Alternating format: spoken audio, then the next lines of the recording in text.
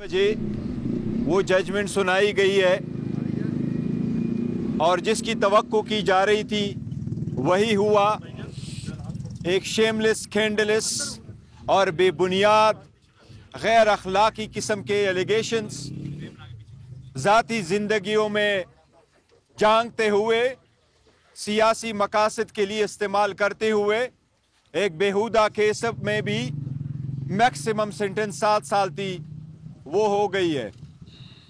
جج صاحب نے جب آرڈر سنایا تو میں نے جج صاحب سے ریکویسٹ کی. میں نے کہا جس نے بھی کرنا تھا آپ سے یہ توقع نہیں تھی. آپ لوگوں کے لیے ہم نے قربانیاں دی تھی. ہم عدلیہ سے توقع کرتے تھے کہ جتنا مرضی ہو پریشر ہو اپنے عہد کا لحاظ کرتے ہوئے وہ انصاف کے ترازو کو اپ ہولڈ رکھیں گے. لیکن آپ سے مایوسی ہوئی ہے. یہ ایک ایسا کیس ہے جس کے نہ سر نہ پاؤں. یہ وہ کیس ہے جو فقط ایک سیاسی مخالف اون چودھری کے بنا پہ ڈالا گیا تھا. مولوی نے خود ایڈمٹ کیا کہ اون چودھری مجھے اٹھا کے لے کے آیا.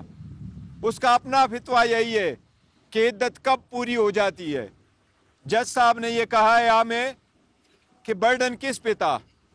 اس باتوں پہ نہیں جاتے، لیکن آپ لوگوں نے دیکھا ہسٹری میں 2 دن کے اندر 14 گھنٹے ہیئرنگ کر کے ٹرائل کمپلیٹ کیا گیا.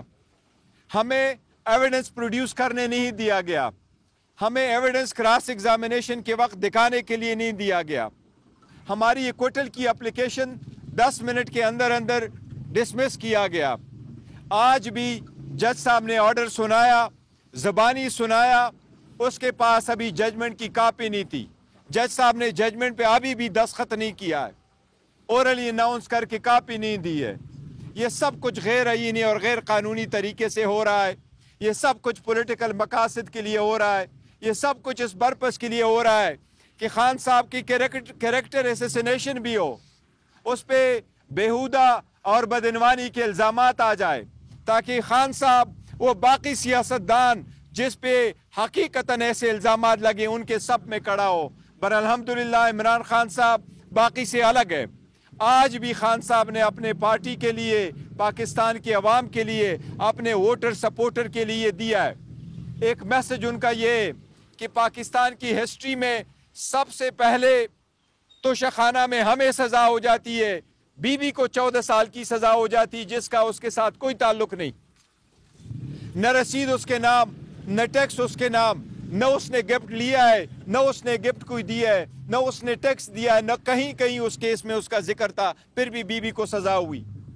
فرسٹ ٹائم میں جس کی حکومت سازش کر کے ختم ہو گئی ہے اس کے خلاف ٹرائل چلایا جا رہا ہے.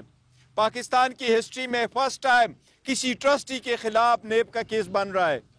پاکستان کی ہسٹری میں فرسٹ ٹائم 175 پولیٹیکل پارٹی میں سے صرف ایک پولیٹیکل پارٹی کے انٹرا پارٹیز الیکشن کو دیکھا گیا.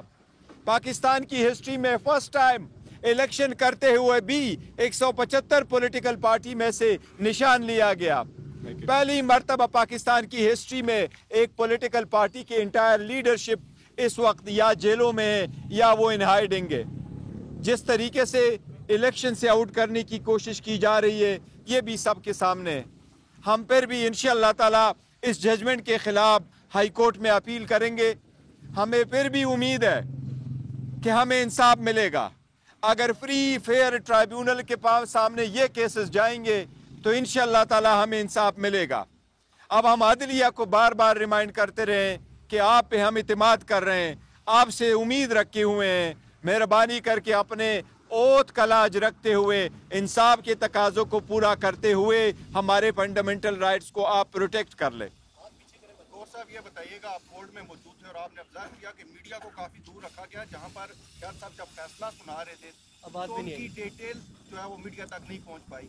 اب تک کا سب سے بڑا سوال یہ ہے کہ کن وجوہات کی بنا پر خان صاحب اور بشرا بی بی کو سزا سنائی گئی جو جج صاحب نے آپ کو اور عثمان گل صاحب کو بتائی، وہ ذرا کائنڈلی کلیئر کر دیں کہ جج صاحب نے قانون یہی ہے کہ جج صاحب نے آپ کو کاپی دینی ہوتی ہے اور آپ سے دستخط لینا ہوتا ہے.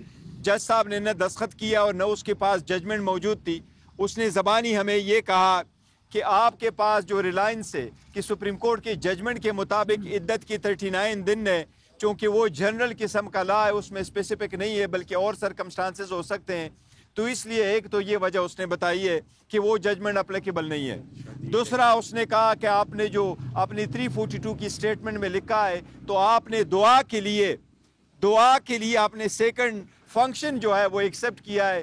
ہم نے کورٹ کو یہ کہا تھا کہ عدت کے بعد کی پیریڈ میں 1 جنوری کو نکاح ہوا ہے اور خان صاحب نے اپنے بچوں کو اعتماد میں لینے کے لیے اور اعتماد میں لینے کے بعد ایک سیکنڈ فنکشن ہم نے فیملی میں ارینج کیا تھا، جس طرح رخصتی ہوتی ہے تو ہم نے وہ فنکشن ارینج کیا ہے، لہٰذا وہ بچوں کو بتانے کے لیے تھا اور ان کو اعتماد میں لینے کے بعد ہم نے کرنا تھا، تو دعا کے لیے فنکشن ارینج ہوا ہے، اس میں نکاح نہیں ہوا ہے، کیونکہ نکاح کے لیے نکاح نامہ بھی ایک ہے اور اس کا کوئی دوسرا ثبوت نہیں ہے کہ جس میں نکاح پڑھایا گیا ہو، لیکن اس فنکشن کو جج صاحب نے کنسیڈر کیا کہ یہ نکاح ہے، تو اس نے کہا میں نے اس کو کنسیڈر کیا کہ یہ دوسرا نکاح اس ڈیٹ کو ہوا ہے، تو پہلے والے کو میں نے سیکنڈ میرج کو میں نے ویلڈ کنسیڈر کیا اور پہلے والے کو میں نے انویلڈ کنسیڈر کر لیا، لہٰذا میں 7 سال کی سزا دیتا ہوں، 5 لاکھ روپے کی جرمانہ کرتا ہوں اور جرمانے کی عدم ادائیگی میں 4 مہینے کی سزا دیتا ہوں۔